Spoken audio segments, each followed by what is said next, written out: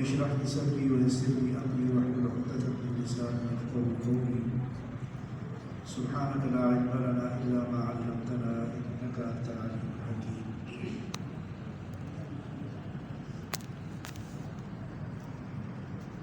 سیدنا خباب رضی اللہ تعالیٰ عنہ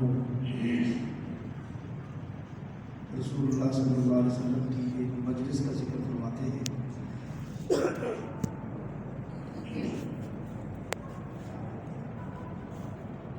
امام ابن ماجہ رحمۃ اللہ علیہ نے کتاب الزہد میں اس مجلس کی پوری تفصیل ذکر کی. جاء الاقرع بن حابس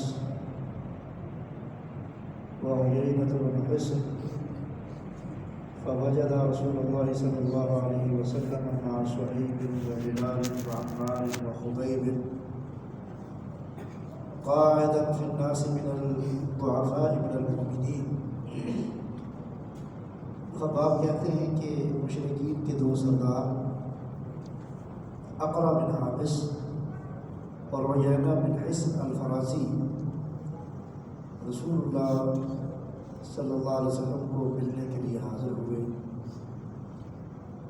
نبی اکرم صلی اللہ علیہ وسلم حضرت صہیب، بلال، سیدنا خباب اور عمار بن یاسر ان چار لوگوں کی مجلس میں رسول اللہ صلی اللہ علیہ وسلم تشریف فرما تھے، اور یہ چار لوگ اللہ کے نبی کے ارد گرد بیٹھے ہوئے تھے. من الضعفاء من المؤمنین، اور ایمان والوں میں سے یہ کمزور لوگ تھے، یعنی دنیاوی اعتبار سے کم حیثیت، کم مال والے، دنیا کے اعتبار سے کم سٹیٹس والے رسول اللہ صلی اللہ علیہ وسلم کی خدمت میں بیٹھے ہوئے ہیں. اور یہ عرب کے بڑے سردار، بڑے خاندانوں کے چشم و چراغ اور دنیاوی اعتبار سے بڑی حیثیت کے مالک. یہ آئے تو انہوں نے دیکھا کہ یہ چار لوگ جو مال کی حیثیت میں کم ہیں اور دنیا میں تعلقات کی حیثیت سے کمزور لوگ ہیں، یہ رسول اللہ صلی اللہ علیہ وسلم کے ارد گرد بیٹھے ہوئے ہیں.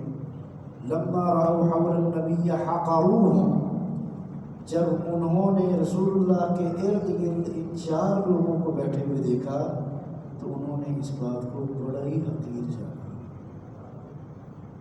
یہ بات ان کی نظر میں کم حیثیت تھی کہ یہ لوگ رسول اللہ صلی اللہ علیہ وسلم کی خدمت میں بیٹھے ہوئے ہیں اور اللہ کے نبی کے ساتھ محو گفتگو ہے.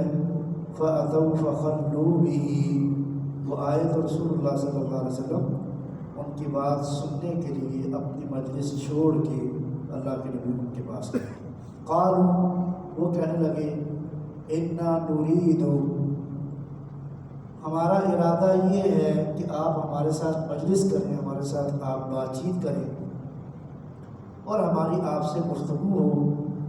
تعرف لنا به العرب فضلنا، اور سارے عرب کے لوگ ہماری فضیلت، ہماری حیثیت، ہمارا جاہ و جلال، ہمارا خاندانی یعنی وقار.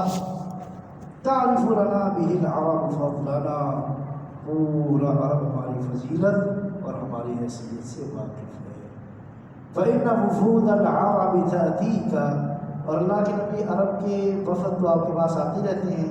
آج ایک قبیلہ آیا، کل دوسرا قبیلہ آیا، ایک خاندان کے لوگ آئے، کل دوسرے خاندان کے لوگ آئے. تو یا رسول اللہ، یہ جو بڑے بڑے وفود عرب ہیں ان کا تو آپ کے پاس آنا جانا لگا رہتا ہے. فنستحیی ان ترانا مع هذه الاعبد، اور اللہ کے نبی ہمیں شرم آتی ہے کہ عرب کے بڑے بڑے قبیلے ہمیں ان غلاموں کے ساتھ بیٹھا ہوا تھے. یہ ایک رویہ ہے عزیز ساتھیوں، یہ ایک رویہ ہے کہ انسان اپنی خوبیوں کے اعتبار سے خود کو بلند تر سمجھتا ہے، اور یہ اپنے آپ کو بلند تر تب سمجھ رہے تھے جب یہ مسلمان نہیں ہوئے تھے. اقرا بن حابس نے تب اسلام قبول نہیں کیا تھا، اور عیینہ بن حصن بڑے سردار تب انہوں نے اسلام قبول نہیں کیا تھا، اور وہ یہ سمجھتے تھے کہ اللہ کے نبی صلی اللہ علیہ وسلم کو ہماری بات الگ سے سننی چاہیے، ہمارا تو پروٹوکول ہی الگ ہے، ہمارا تو الگ پروٹوکول ہے. عرب میں ہم صاحب حیثیت لوگ ہیں، اور جب ہم صاحب حیثیت لوگوں کو، اللہ اکبر، جب ہم بڑے لوگوں کو ان چھوٹے لوگوں کے ساتھ بیٹھے ہوئے عرب دیکھیں گے تو کیا تاثر جائے گا، بڑا تاثر خراب ہوگا. یہ نبی کے پاس بیٹھے اور چھوٹے لوگ اور چھوٹے لوگوں کے ساتھ ان کی مجلس ہے، سبحان اللہ. تو یہ جو ذوق تھا نا، اللہ اکبر، یہ جو نخوت ہے، یہ جو اپنے آپ کو سپیریئر سمجھنا ہے کہ ہم سب سے اچھے ہیں، یہ سب سے اعلیٰ ہے، یہ ہم سب سے بلند تر ہے، یہ کئی دفعہ انسان کو اتنا گرا دیتا ہے کہ بندہ کمینگی کی حد تک گر جاتا ہے. آپ نے کتنے لوگ دیکھے ہوں گے پڑھے لکھے، پڑھ لکھ جاتے ہیں، پڑھ لکھ جاتے ہیں، چھوٹے گھرانوں سے یا چھوٹے خاندانوں سے ہوتے ہیں، جب پڑھ لکھ کے تعلیم یافتہ ہو کے اسٹیٹس کے اعتبار سے کسی اچھے عہدے پر پہنچ جاتے ہیں تو ہم نے اللہ تعالیٰ معاف فرمائے. اور آپ نے بھی ایسے لوگ بھی دیکھے ہوں گے جو لوگوں سے اپنے والدین کا تعارف نہیں کرتے ہے نا. وہ یہ کہتے ہیں کہ میں یہ کہوں کہ یہ میرے والد ہیں، یہ جنہوں نے پھٹی سی دھوتی پہن رکھی ہے اور جن کو کسی بڑی مجلس سے بات کرنے کے آداب بھی نہیں پتہ اور پھٹی سی پگڑی انہوں نے پہن رکھی ہے، تو وہ کیا کرتے ہیں، وہ اپنے والدین کو لوگوں سے نہیں ملاتے، اپنے بڑوں کی نیکی یاد نہیں رکھتے. وہ بنی اسرائیل کا واقعہ آپ نے ایک دفعہ بتایا تھا ساتھیوں کو کہ جب یعنی کیا کہا جائے، خاندانی اعتبار سے کمینے لوگ عزت پاتے ہیں تو وہ کیا کرتے ہیں. وہ بنی اسرائیل کا واقعہ جن 3 لوگوں کو آزمایا گیا، ان میں سے وہ جس کے سر پہ بال نہیں تھے اور وہ جو نابینا تھا اور وہ تیسرا، جب ان کو آزمایا گیا تو ان میں سے 2 جو تھے انہوں نے جو ورڈنگ استعمال کی وہ کیا تھی. جب فرشتے نے آ کے اس سے کہا کہ میں مسافر ہوں اور میری مدد کرو، اور اللہ نے تمہیں بڑا دے رکھا ہے، بڑا عطا کیا ہے، ایک اللہ میرا سہارا ہے اور زمین پر اللہ کے بعد تم میرا سہارا ہو، تو میرے ساتھ بھی خیر کرو. اس نے کہا لقد ورثت لکابر عن کابر، اس نے کہا تو مجھے یہ کہہ رہا ہے کہ تیرے بارے میں نے سنا ہے کہ تیرے پاس مال نہیں تھا اور تو بڑا کمزور تھا اور اللہ نے تجھے مال دے دیا، تو یہ کہہ رہا ہے لقد ورثت لکابر عن کابر. اس نے کہا میں تو خاندانی امیر ہوں، میرے تو بڑے بھی، اس سے بڑے بھی، ہم تو بالکل لینڈ لارڈ ہے، پیچھے سے بڑے خاندانی رئیس ہیں ہم، اور چٹا چھوٹ.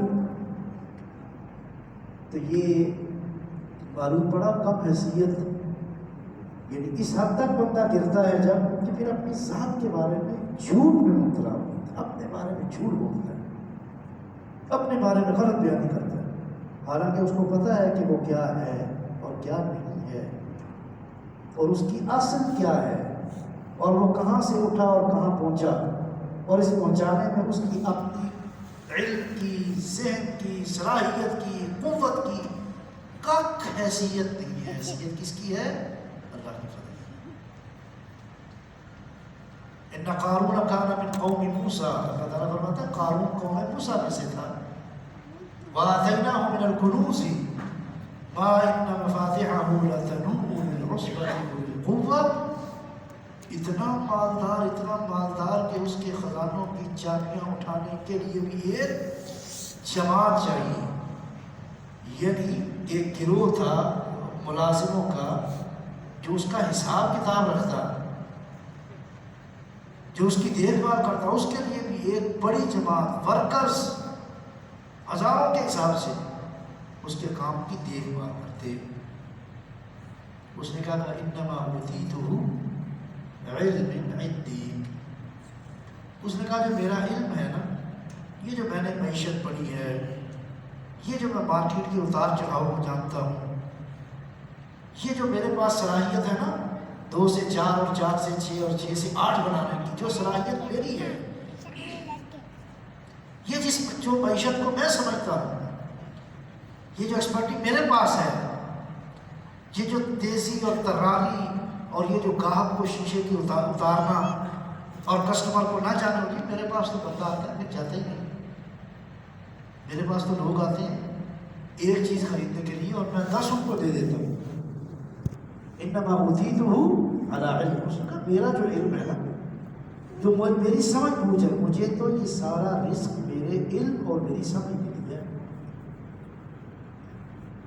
تو علم کی وجہ سے اور سمجھ کی وجہ سے رزق نہیں ملتا، انسان کوشش کرتا ہے، فضل اللہ کا شان ہوتا ہے، اس کے فضل کے بغیر تو کوئی انسان کچھ بھی نہیں۔ سبحان اللہ۔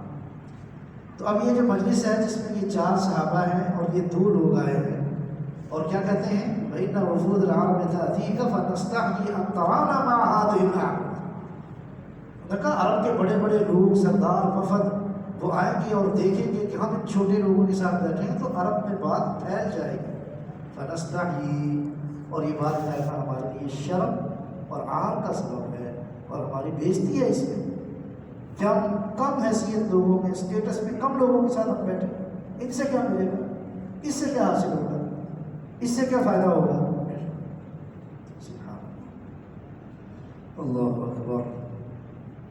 تو رسول اللہ صلی اللہ علیہ وسلم کا مزاج گرامی، قال نعم، انہوں نے کہا اللہ کے نبی اذا جئناک فاقمهم عندک، جب ہم آپ کے پاس حاضر ہوں تو آپ کوشش کیجئے کہ ان کو اپنے پاس سے اٹھا دیجئے۔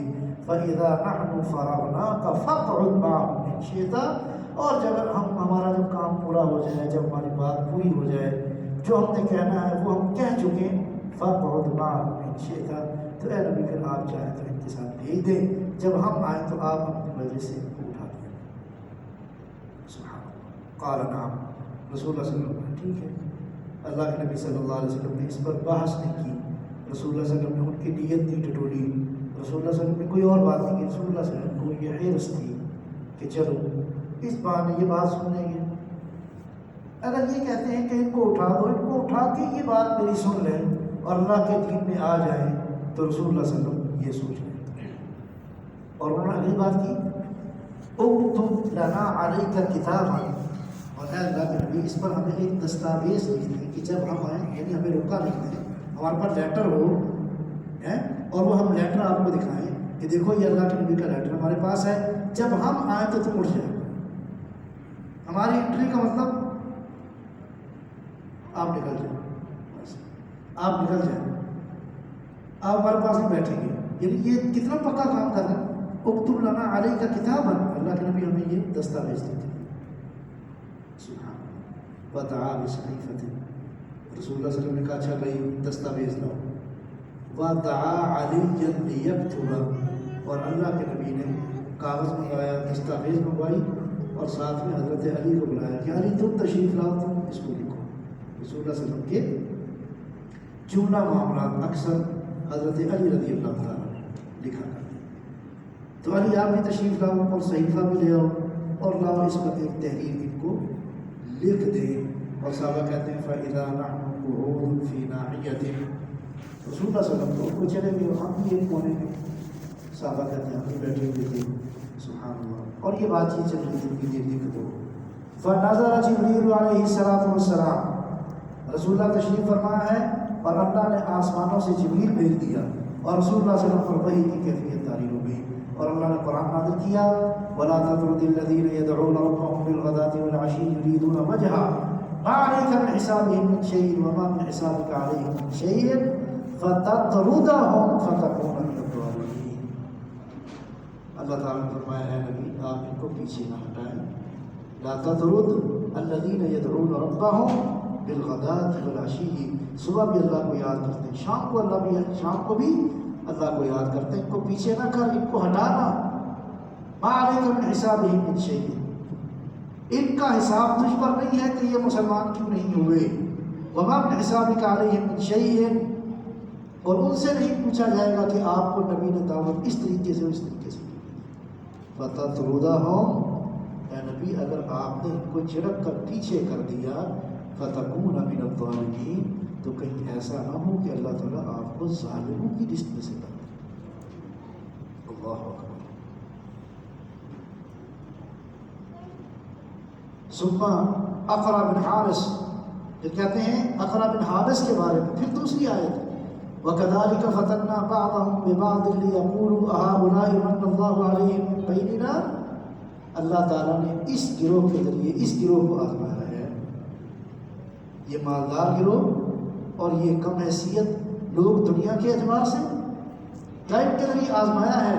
أَهَٰؤُلَاءِ مَنَّ اللَّهُ عَلَيْهِم مِّن بَيْنِنَا، أَهَٰؤُلَاءِ مَنَّ اللَّهُ عَلَيْهِم مِّن بَيْنِنَا، کیا یہ جن پر اللہ نے اپنا فضل کیا ہے یہ لوگ، أَلَيْسَ اللَّهُ بِأَعْلَمَ بِالشَّاكِرِينَ، کہ اللہ تعالیٰ ان کا قدردان نہیں ہے، کیا اللہ ان کی قدر نہیں کرے گا. اللہ اکبر. اللہ تعالیٰ ان کی قدر نہیں کرے گا. سبحان اللہ. اللہ تبارک و تعالیٰ نے وہ جو حیثیت اور وہ جو اونچ نیچ ان کے اعتبار سے تھی، اللہ تعالیٰ نے قرآن نازل کر کے اس اونچ نیچ کا رد فرمایا. اور حضرت خباب کہتے ہیں پھر کیا ہوا، اس کے بعد کیفیت یہ بنی، فَدَنَوْنَا مِنْهُ، ہم اللہ کے نبی کے قریب سے قریب تر ہو گئے، اتنے قریب ہو کے بیٹھتے، حَتَّى وَضَعْنَا رُكَبَنَا عَلَىٰ رُكْبَتَيْهِ وَكَانَ رَسُولُ اللَّهِ يَجْلِسُ مَعَنَا. اور کہتے ہیں اللہ کے نبی کے اتنا قریب ہو گئے کہ کئی دفعہ ہمارے گھٹنے آپ کے پاؤں پر چڑھ جاتے اور ہمارے گھٹنے رسول اللہ صلی اللہ علیہ وسلم کے قریب تر ہو جاتے اور اللہ کے نبی صلی اللہ علیہ وسلم ہم سے گفتگو کرتے. وَكَانَ يَجْلِسُ مَعَنَا وَإِذَا أَرَادَ أَن يُقِيمَ قَامَ وَتَتْرُكَنَا. کہتے رسول اللہ صلی اللہ علیہ وسلم اس وقت تک ہمارے ساتھ بیٹھے رہتے جب تک ہم خود مجلس سے اٹھ کے نہ جاتے. اللہ کے نبی اس کے بعد آخر میں مجلس سے اٹھ کے جاتے. تو عزیز بھائیوں، یہ جو جھوٹی شان شوکت ہوتی ہے، جھوٹی شان شوکت، میں اس کے ساتھ نہیں بیٹھ سکتا، میں اس کے ساتھ نہیں بیٹھ سکتا، میں اس کے ساتھ بیٹھ کے کھانا نہیں کھاتا، میں جی کیوں اس کے ساتھ، میں جی کیوں جھکوں، میں جی کیوں بات سنوں. ہم جی کس سے ڈرتے؟ یہ ہمارا رویہ. ہم کس سے ڈرتے؟ ہم نے کس سے ڈرتے؟ ہم تو جی بات کا جواب دیتے ہیں. تو یہ کوئی عقل مندی نہیں ہوتی. ہم کسی سے نہیں ڈرتے. یہ تو 12-13 سال کا جذباتی لڑکا اس طرح کی بات ہے. ہم نے یہ کس سے ڈرتے؟ ہم کو جھوٹے کہ ہم آرام سے بات کریں؟ ہم کسی کے کانے ہیں؟ ہم مطلب یہ کیا رویے ہے؟ اور ہمارے یہاں کیا مثال دی جاتی ہے؟ اینٹ کا جواب پتھر سے دینا ہے. کون کی مثال ہے؟ کون سی بات ہے؟ بالکل فضول بات ہے. اینٹ کا جواب پتھر سے دینا. ہر بات کا جواب عقل مندی سے، سمجھداری سے اور سیانے پن سے دیا جاتا ہے. اینٹ کا جواب پتھر سے کہاں دیا جاتا ہے؟ کون سی بات ہے؟ تو اینٹ کا جواب پتھر سے دے کے تو مسئلے حل ہو جاتے ہیں.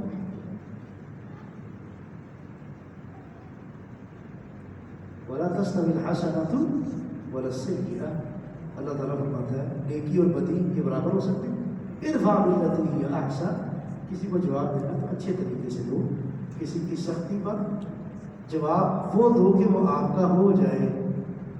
یہ جواب نہیں ہے کہ ہم تو ان کا جواب پتھر سے دیتے ہیں تو آپ بات اللہ کی مدد سے ٹکا کے کرتے ہیں. تو کسی تھوڑی کرتے ہیں، ہم کسی گھبراتے تھوڑی. تو ساتھیوں یہ بے عقلی کی بات ہے.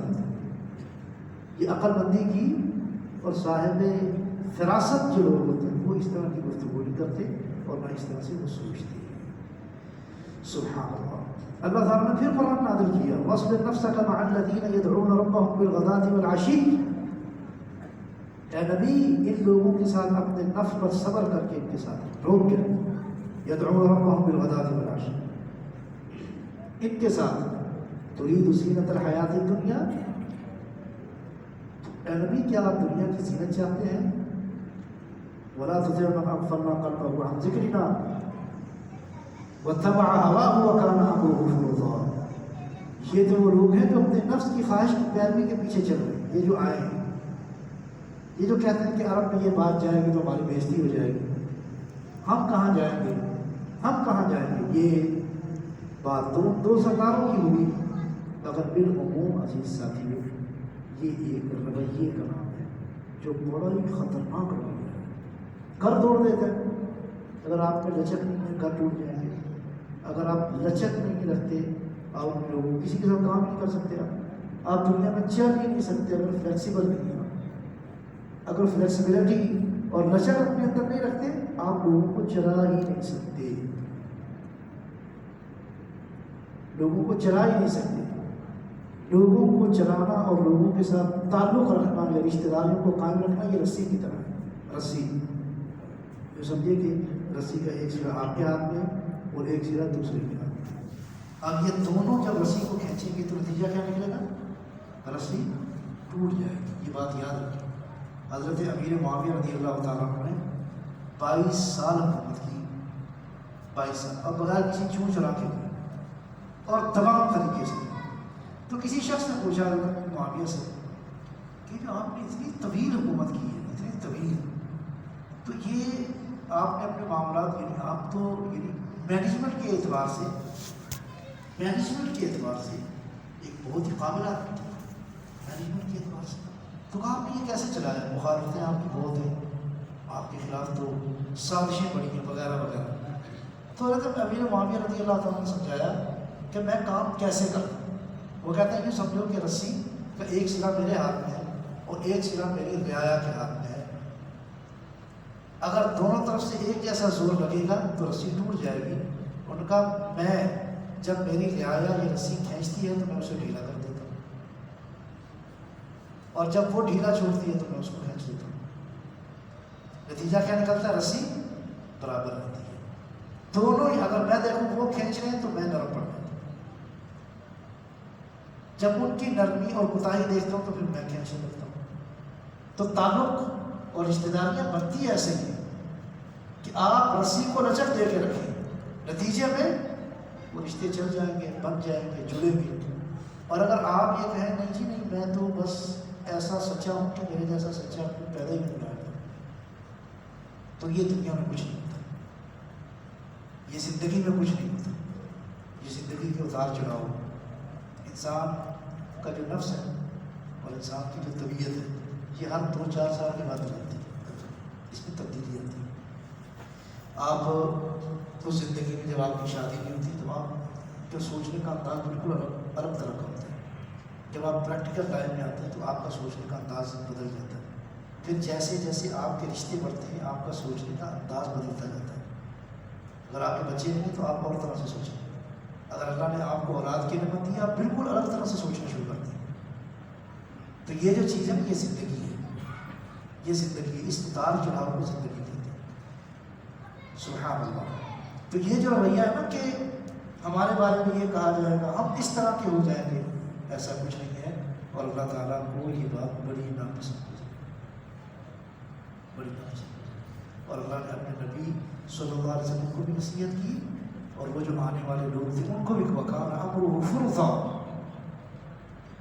کہ یہ ان کا معاملہ، اس کی تشریح میں ابن ماجہ کی روایت میں خباب کہتے ہیں کہ فرطا کا معنی ہے ہلاکت، یعنی ان کا معاملہ تو ہلاکت کی حد تک گزر چکا ہے۔ سبحان اللہ۔ ابو سعید خدری کہتے ہیں رضی اللہ عنہ احب المساکین، لوگوں مسکینوں سے محبت کیا کرو، مساکین سے محبت کرو۔ فإنی سمعت رسول اللہ صلی اللہ علیہ وسلم یقول فی دعائہ، میں نے اللہ کے نبی کو دعا میں یہ کہتے ہوئے سنا، اللہم احیینی مسکینا، یا اللہ مجھے زندگی دے مسکینوں والی، وامتنی مسکینا، اور مجھے موت دے مسکینوں والی، واحشرنی فی زمرۃ المساکین، اور قیامت کے دن مجھے مسکینوں کے ساتھ رکھنا۔ کہا لوگوں مساکین سے محبت کرو، میں نے رسول اللہ کو یہ دعا فرماتے ہوئے سنا۔ تو عزیز ساتھیوں، یہ اسلام میں آ کر، دین میں آ کر بھی پھر اپنے ذہن میں یہ اونچی نیچ رکھنا، الیس اللہ بأعلم بالشاکرین، اللہ نہیں جانتا کہ اس نے اپنا فضل کس پر کرنا ہے؟ اللہ تعالیٰ بندوں سے پوچھ کے تھوڑی فضل کرے گا، اللہ تعالیٰ پہلے لوگوں سے رائے تھوڑی لے گا کہ میں اپنا فضل کس پر کروں اور کس پر نہ کروں. اللہ تعالیٰ کسی کی رائے کا محتاج نہیں ہے. اللہ اپنی علم و حکمت سے اپنے بندوں کے ساتھ معاملہ کرتا ہے. تو اللہ تبارک و تعالیٰ